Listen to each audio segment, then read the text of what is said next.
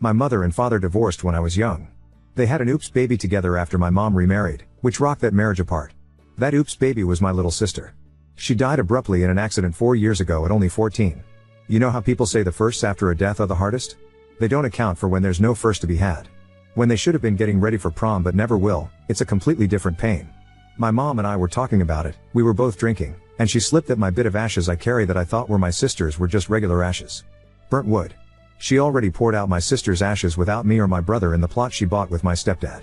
She couldn't fathom my rage because to her, the sentiment and emotions are the important aspects, not that it's physically my sister. My anger is prompted by the lies and the fact those sentiments and emotions are attached to something not my little sister, and I had no idea she cast her ashes on a plot she wouldn't have cared about. I screamed at her to get out of my house, locking the door behind her and calling up my stepdad to pick her up. I threw the necklace out the window to the front lawn, then regretted it and tore it out of her hands when she picked it up. As she would say it, I made a scene and embarrassed her. I kept screaming and calling her a liar whenever she tried to explain herself or get back inside. I was threatening to call the cops on her when my stepdad finally showed up and took her away. He called me the next day and left a message saying that he wanted to talk about what happened and how he understands why I'm angry and hurt. He just wants to talk, but I need to talk to my mother too about this because she's a grieving mother, emphasis is, and my sister's death was a huge blow to the entire family and everyone is trying to regain our bearings still, so some kindness is needed. All I can think of right now is my mom's heartbroken face as I ripped my necklace with my sister's ashes out of her hands, or the way she turned away from me crying as my stepdad ushered her into the car. I called her names, I let my pain and rage take over me. But I can't get over the lies. 4 years of thinking my necklace had my sister, of thinking she was right by my heart, and it all came undone because my mom had too much to drink. How long would she have let me think this? How long would the lie continue? Center off chaos oop, it was an absolute mistake on her part that she even said it. We were talking about prom season and how hard it can be to be reminded of things that my sister would have loved. Then she started to say I start crying before I even reach the cemetery sometimes and she named it by name. I started flipping then and was like, what cemetery? Why that cemetery? In a sort of why are we talking about cemeteries when we're talking about her way? I kept pushing her for an explanation and that's when the whole thing came out. Update 1. I gave my mother an ultimatum of either telling my brother and father, or I will. She refused to, because you reacted so horribly. And she told me not to tell because you're doing this to hurt me and you're just going to hurt them. So I told them. I sat my dad and brother down and explained that the necklaces didn't have the right ashes in them. I've never seen my dad break like that, and I've never heard my brother scream at me like that. He was angry that I knew before him and didn't immediately tell because this is shit you tell me, you needed to tell me, we tell each other everything, but he started crying and apologizing to me, admitting he's just so mad about what mom did and he can't handle it. So I guess that's clearly something else me and my brother share, we get overwhelmed initially before cooler heads prevail.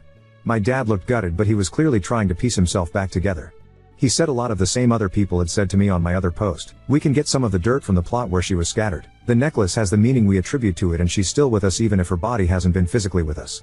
I feel bad because some of it my mom said, the bit about the necklace being important even without her ashes in it, but I was able to accept that much easier from him. Maybe because he didn't lie to me for 4 years and drop a bomb on me out of nowhere because I pulled apart a lie. He held my brother and I as we cried, and he apologized for the pain, and he said it wasn't fair that I had to be the adult when my mother should have told all of us a lot sooner. Dad's going to try to talk to my stepfather to find the plot because my mom has been refusing to talk to us anymore, not answering messages or picking up the phone. Her social media has even gone dark. He's going to find out where the plot is and go to the site. I don't know if I could if it were up to me. It just feels like the final bit of proof that this fucked up nightmare is real and my sister is mixed with dirt and rocks and grass of an unmaintained and unvisited plot. My mom and I always had some issues, but that's normal. This is worse than anything, and we had a rough patch when I came out that we didn't even talk, but we mended fences after. I can't see ever forgiving her, not with how she dropped this on me, blamed me for my reaction, and left me to do what she should have done. To top it off, she won't even show the decency to explain why or even talk to me. When we were discussing cremation, it was agreed we would all get a necklace with the ashes. My mind keeps going over things that just didn't add up fully, times she almost slipped or things that make complete sense now. She almost left behind her necklace on a trip and didn't freak out like I would have, because she knew where my sister was the whole time. She volunteered to be the one to separate the ashes and gave Dad the rest. I assume those ashes are the same as ours, fake. God, this whole thing just makes me want to curl up in a hole and never see the light of day again. I've been on and off crying all week without being able to stop, or just so angry I could scream. In the middle of my damn workday and suddenly I'm rushing to the bathroom to hide the fact I'm breaking all over again because I can't stop my thoughts. I quit smoking after my sister died but I picked it right back up again. My dad has been calling me every day to check in on me and remind me of how much he loves me and how much my brother loves me. I think he's afraid. My brother has come over each day since the talk with his girlfriend to make sure I eat something. I don't know how to end this post. I feel lost and like I don't know anything anymore. I feel like a burden because my dad and brother are both dealing with the revelation too, but they're clearly thinking of me and checking in on me. I'm going to look into grief counseling, but the therapist I saw after my sister died isn't practicing anymore and my insurance isn't accepted by a lot of therapists. I try to remind myself that my little sister wouldn't have minded so much becoming woven into a tapestry of grass and flowers, and that I can visit her once we know where she was cast and make sure her sight is always beautiful. Thank you to everyone that helped me and shared their own perspectives and stories. I really appreciate it. Oop, it's my mother and stepfather's plot. If trying through my stepfather fails, I'll try that. I didn't think I could just call up and say, is there an empty plot section for the so-and-so family, but it's worth trying. Oop, thank you so much. That means a lot. Update 2. I tried find a grave and she's not there, same for my mother and stepdad. I'm going to start with the minor stuff, the he's been happening or whatever, because my head just feels like a brick. I got a promotion I'd been aiming for before everything. My boss did tell me I had already got it before this all happened, and it was held off on announcing so I could have time to process before I had to adjust to the new job requirements. I couldn't even feel proud. I know a month ago I would have, but I feel numb. I'm working a lot more hours now than normal, usually about 6 a.m. to 7 p.m., give or take. Paycheck looks nice, I guess. My dad keeps telling me I need to work less, so does my brother, but my job is one that engages my mind enough that I'm nearly brain dead by the time I'm home, which is nice. I'm non-binary and prefer they/them pronouns, but she/her are not offensive. Realized belatedly that people were calling me that. I started drinking more than usual. After blacking out one night I let my dad take it all and I haven't bought more. I don't think I've ever gotten blackout before, so it's terrifying to hear about the night, but have barely any recollection of it. About my sister, my mother finally responded to my brother, and according to him she was a wreck. All tears. All apologies. All you have to understand. There must be something wrong with me because I look at her and I want to hurt her. I want to break her heart, I want to make a spectacle of her disgusting behavior, I want to ruin her life. I think part of me recognizes that's why I'm not so overly cautious about details, but at the same time I can't do it. The rational part of my mind kicks in and I realize that it wouldn't do anything but make it worse. I just feel guilty and sick after the brief moment of satisfaction. But then I think to myself, so how and why could you do that to us? For years? Her and my brother had a much better relationship than her and I ever did. She still did that to him. Like, yeah, Dad and her never got better after the divorce, and after the affair they struggled with even co-parenting for a multitude of reasons. Her and I have had our issues. But the bond between her and my brother has always been strong, or at least used to be, and she did it to him of all people. She tried telling my brother that she did it impulsively, in a fit of pique, but when he pressured her about why she was the one to volunteer to handle filling the necklaces, she said that it was because she was okay with it at first, but then when she saw the ashes, she didn't want to destroy her further. Her word, there. Destroyed. Like the relationship between her living children? Like our trust in her? Like the memorial we agreed upon for my sister? I don't know how to feel. If I even trust her story. But her wording makes me feel like it was planned. God, yet again it becomes an accidental revelation, where she tried to uphold a lie but got caught, and that's how the truth came to light. I managed to talk to the funeral director. My sister's fingerprints are part of the records. I'm going to get her touch tattooed, but I found a means of getting that on a necklace so my brother and dad can have that if they don't want a tattoo. Still struggling to get in contact with the owners of the cemetery. A lot of unanswered emails and voicemails. I've also been looking for therapists and counselors in my area, or ones doing telehealth. I have an appointment upcoming, but I'm nervous. My stepfather has stepped back. He set a boundary that he won't talk to us until we agree to discuss this without blaming anyone, and any time the conversation starts going toward asking about motive or who knew what and when, he says the conversation needs to end. He's even hung up on us before and threatened the cops on me, even implying it'd be deserved after I did the same to my mother. Update 3. I wish I could give good news, but there's not been much and I haven't had much time besides working. I'm just going to keep on doing whatever this is so long as there's not a problem. I went to therapy. I tried a few science, and I'm so grateful she worked with me to get me on her books, but she wasn't helpful for me. I wasn't clicking with her and I felt unheard. I'm still on the hunt for a therapist. I feel very entitled saying that. My father is not as well as he wants to pretend. He is so focused on fixing this for us that he has to have lost sight of himself. I hate seeing him like this. My brother is angry. I have never in my life seen him so mad or heard him say such horrific things about our mother and stepfather. We are all just existing, it seems. My brother tried the plot hack idea. The cemetery is full. They're not accepting new burials. I tried as well and couldn't get even the plot numbers. I got so angry I was crying. I didn't take it out on them, as it's not the cemetery's fault I can't manage my emotions, but it was absolutely crushing to come across yet another block. Our mother still won't really talk to me, with one choice exception event, and even my brother is touch and go in conversation with her. She's so quick to shut everything down. The exception is this: my mother offered to let me purchase the plot from her. She said I can share it with my brother and this way we can be buried together where our sister is. She phrased it like she was giving me some sort of peace offering, or paying me a favor. All total costs together, the liner, the plot, the headstone, the permits, because our state requires one for such sales, the care, will be over $9,500. Her and my stepfather are willing to forego the cost of the headstone to make it easier for my brother and I, to make up for us not being there for the scattering. No mention about how dad wasn't there either. No true sorry, just what amounts to if you want access to your sister, pay me for the privilege.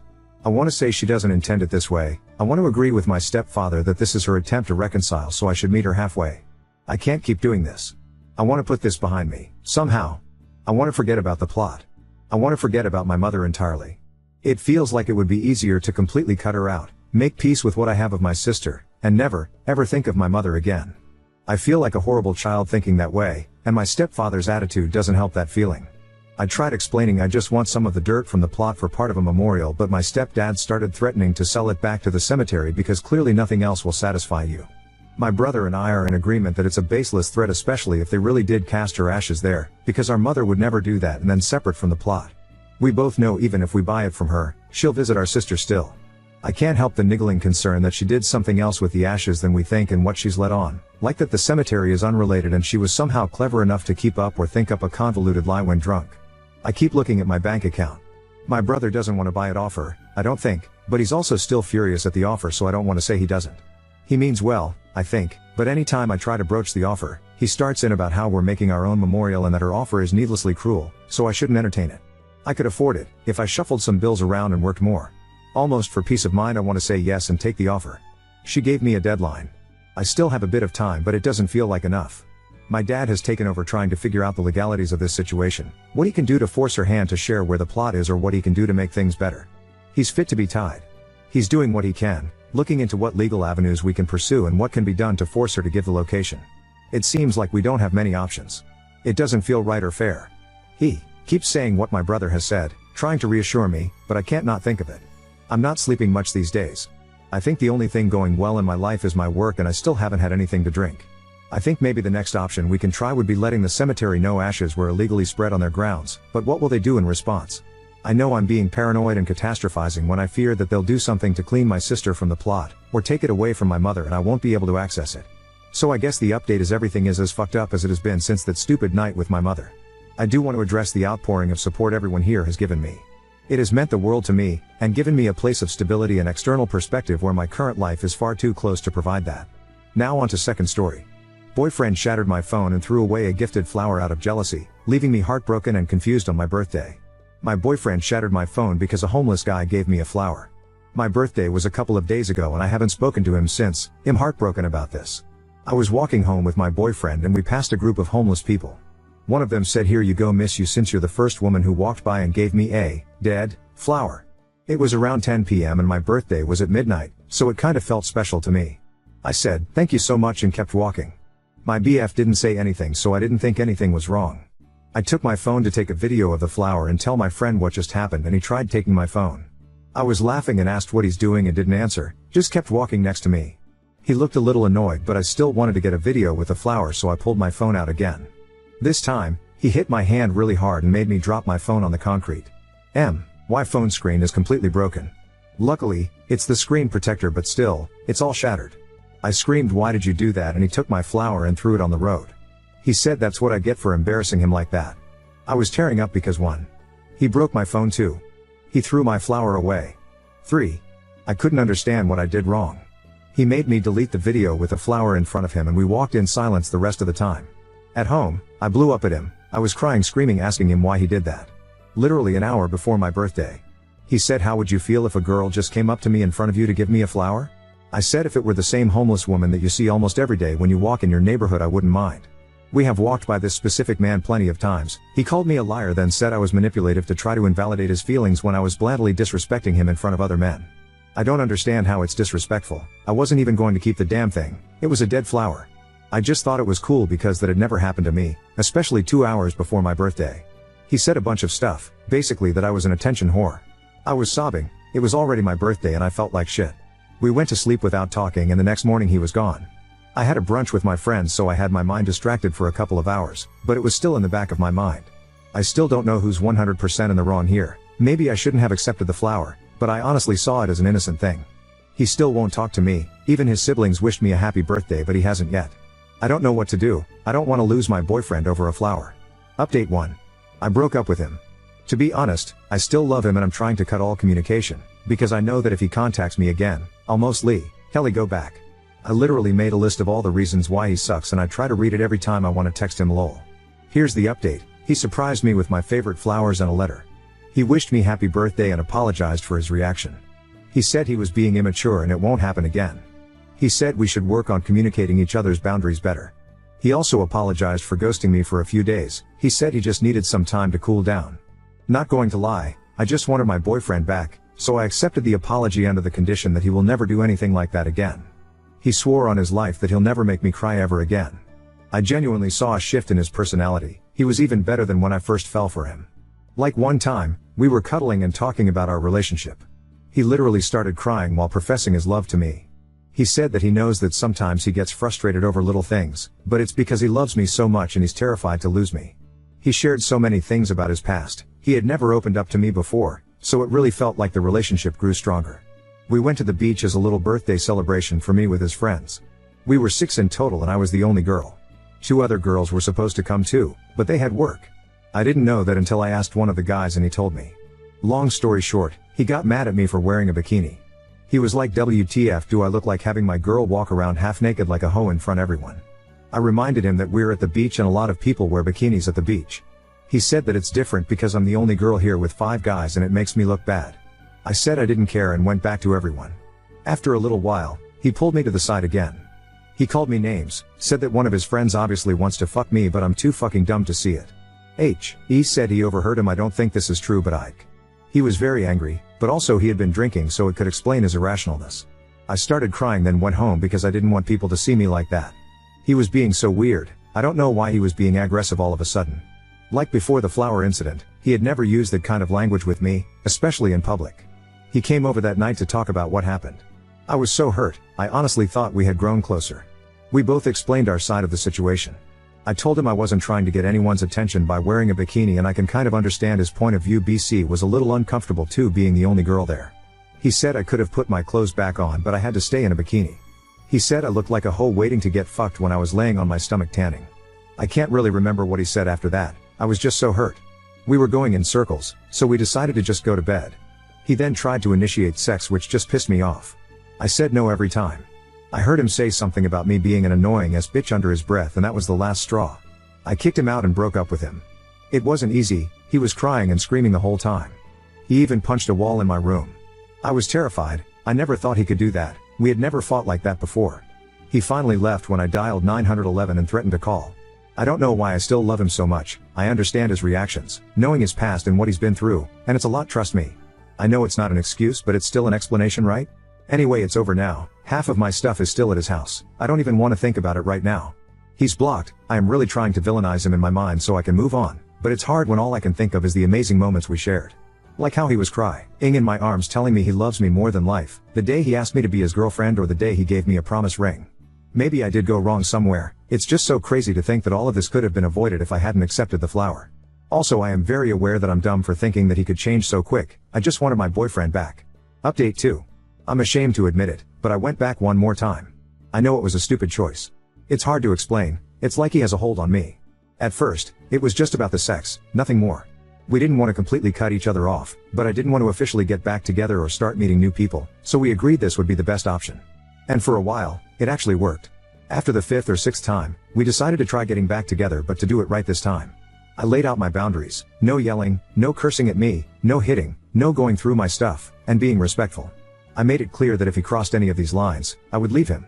I told him I wasn't his emotional punching bag and that just because he's been through a lot doesn't mean he can take it out on me, especially since I've never treated him that way. He agreed to everything and shared his own boundaries with me. No yelling, being respectful, modesty, and not going through his stuff. I also read some comments about how punching a wall can be the first step to punching someone, so I told him that could never happen again. He agreed and even booked a therapy appointment. He's really committed to self-improvement. Anger and impulsiveness are his only real issues. We both wanted this to work. Our anniversary is coming up, and I didn't want to break up right before it. Things were going fine until he sent me a TikTok of my post and accused me of exaggerating everything, basically calling me a liar. I'm attaching some screenshots because to this day, I still don't understand why he was saying all that. I got mad and called him, and we ended up screaming at each other on the phone. I felt like he was making everything about himself again and dismissing my feelings because he was embarrassed. He came over with my stuff and broke up with me, insulting me the whole time. I didn't want things to end like that, so I asked him to stay and talk. Long story short, we ended up screaming at each other again, and he broke my MacBook.